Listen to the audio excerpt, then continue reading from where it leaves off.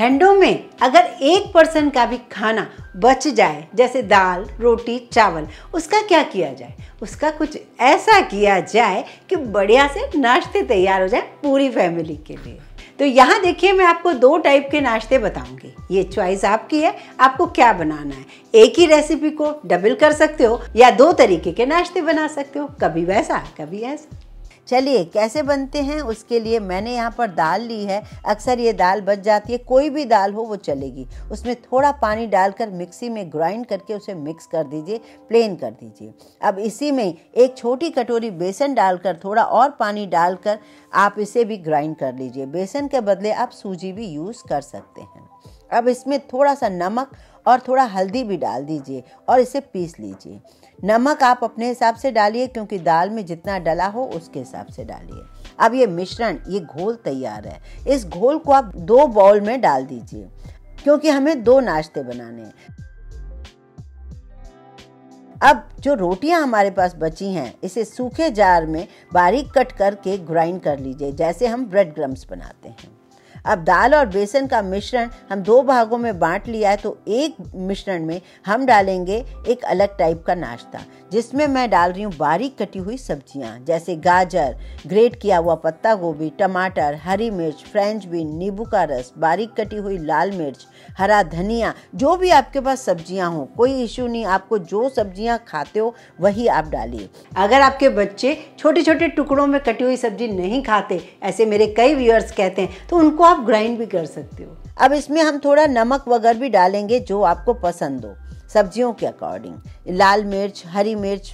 सब्जियों को डालने के बाद जो ग्राइंड की हुई रोटियां थी वो मैंने इसमें करीब 1 कटोरी डाल दिया। लहसुन का टेस्ट आपको पसंद है, प्याज का टेस्ट पसंद है, तो आप उसमें यूज कर सकते हो या फिर स्किप कर सकते हो, ये चॉइस आपकी। अब इस बैटर को तैयार कर दिया। अब हम एक पैन लेते हैं, उसमें 2 चम्मच ऑयल डालते हैं, आधा चम्मच राई, आधा चम्मच तिल, थोड़ा सा जीरा डालते हैं और कुछ करी लीव्स डालते हैं।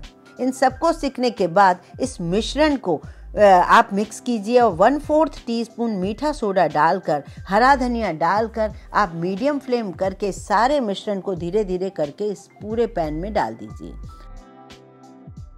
अब इसका ढक्कन लगा लीजिए। ढक्कन तब तक लगाएं और लो टू मीडियम तक पकाएं, जैसे कि ऊपर तक ड्राई ना हो जाए। जब ऊपर ड्राई होने लगे तब ऊपर भी थोड़ा सा ऑयल लगा लें, इस तरीके से। और धीरे धीरे इसको जब ऊपर ड्राई हो जाए तभी आप इसको पलटें। जब तक ड्राई ना हो तब तक बिल्कुल ना पलटें।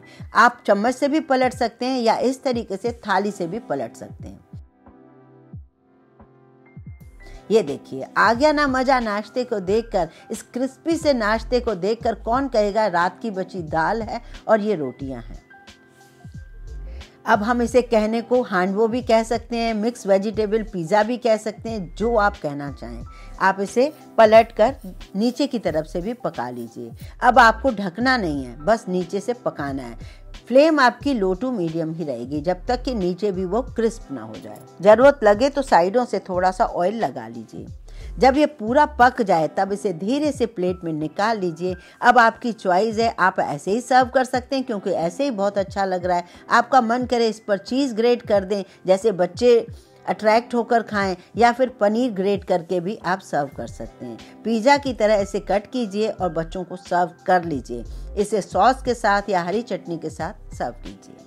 बच्चे टिफिन में भी खाकर आएंगे और गर्मा गर्म सुबह खाकर भी जाएंगे। अब जब तक हम दूसरे नाश्ते की तैयारी करें, अगर आप चैनल पर नए आएँ तो उसे फटाफट से सब्सक्राइब करके हमारे चैनल के मेंबर बन जाइए।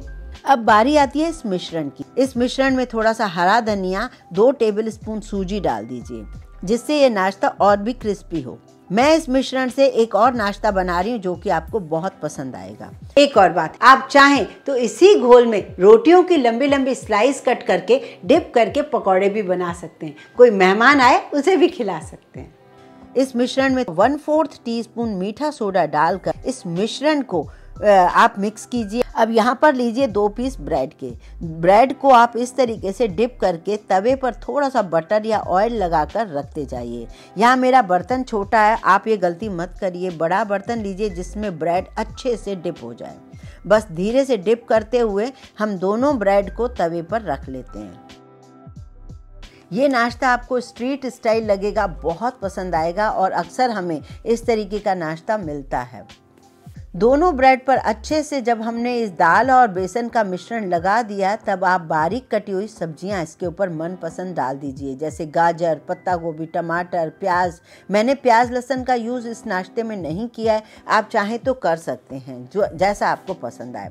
हरे धनिए को डाल दीजिए और लो टू मीडियम पर इस दाल को पकने दीजिए। और हाँ, आपको इन दोनों नाश्तों में से सबसे बेस्ट कौन सा लगा मुझे कमेंट करके ज़रूर बताइए। जब ये बचा हुआ मिश्रण है उस सब्जियों के ऊपर डाल दीजिए, जिससे सब्जियां यहीं सेट हो जाएं। जब आपको लगे कि नीचे पक चुका है तो धीरे से आप इस तरीके से पलट दीजिए, सब्जियों वाला साइड को पकने दीजिए। जब सब्जियों वाला साइड भी पक जाए तब वापस इसे पलटकर इसके ऊपर चटनियाँ लगा लीजिए, एक साइड हरी चटनी, एक साइड टमाटो केचप। अब आपकी चॉइस है, आप इसके ऊपर कुछ ना लगाएं तो भी चलेगा, या आपका मन है तो पनीर ग्रेट कर दें या चीज़ का स्लाइस रखकर इसे डबल कर फोल्ड कर दें। आप इसमें चाट मसाला डालना बिल्कुल ना भूलें। फोल्ड करने के बाद दोनों तरफ से सेकते हुए इसे आप निकाल लें। इसे पीटला सैंडविच कहते हैं, मैंने पहले आपको सिखाया है। ये इस तरीके से आप निकाल कर इसे कट करके हरी चटनी या टमाटो केचप के साथ सर्व करें। बारीक नमकीन के साथ भी इसे सर्व कर सकते हैं, बहुत अमेजिंग लगेगा। बच्चे हमेशा खुशी से खाएंगे। इस तरीके से हमारी बची हुई दाल का भी यूज़ हुआ, हमारा ब्रेड का, सब्जियों का भी यूज़ हुआ, चटनियों का भी यूज़ हुआ और बच्चों को पसंद भी बहुत आया। और अक्सर हम परेशान होते रहते हैं कि बच्चों को टिफ़िन में क्या दें, या कोई आ जाता है मेहमान तब क्या बनाएं, तो ये छोटे छोटे नाश्ते हमें बहुत हेल्प करते हैं। इस तरीके से हर घर में दाल, रोटी, चावल बच जाते हैं। उसका कैसे यूज़ करें, आपको पसंद आया हो तो लाइक ज़रूर करें, ज़्यादा से ज़्यादा शेयर करें।